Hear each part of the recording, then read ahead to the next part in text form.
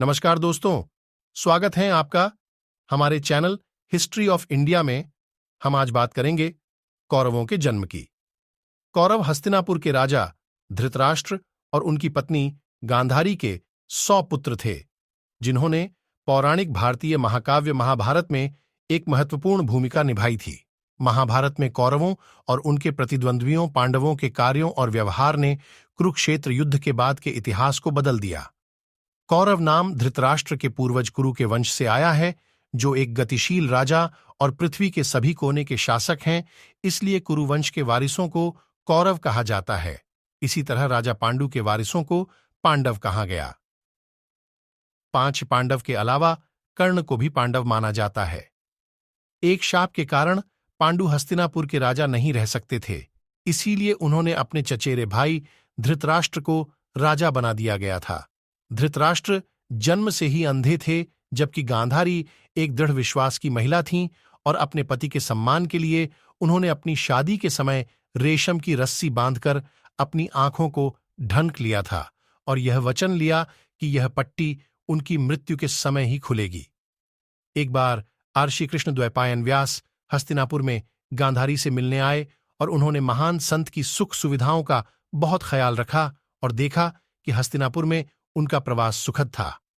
संत गांधारी से प्रसन्न हुए और उसे वरदान दिया। गांधारी 100 पुत्रों की कामना करती थी, जो उसके पति के समान शक्तिशाली हों।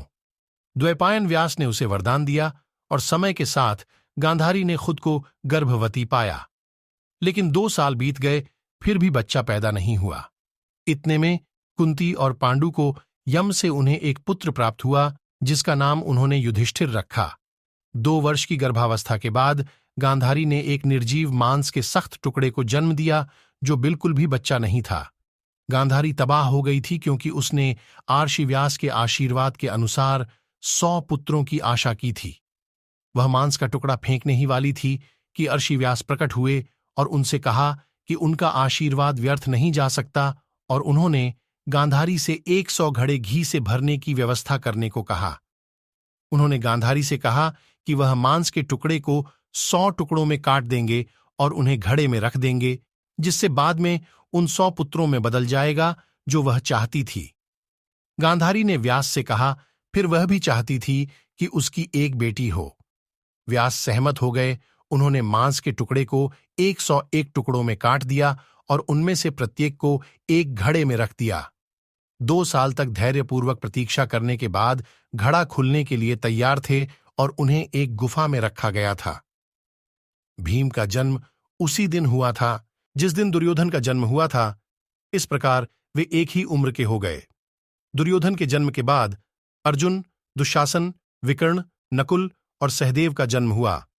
धृतराष्ट्र और गांधारी के 100 पुत्र थे। इनमें दुर्योधन, दुशासन, विकर्ण और चित्रसेन सबसे लोकप्रिय हैं। उनकी दुशाला नाम की एक बहन और युयुत्सु नाम का एक सौतेला भाई भी था। हमारे इतिहास के बारे में और अधिक जानकारी के लिए हमारे चैनल को सब्सक्राइब करें और वीडियो को लाइक कर शेयर करें। धन्यवाद।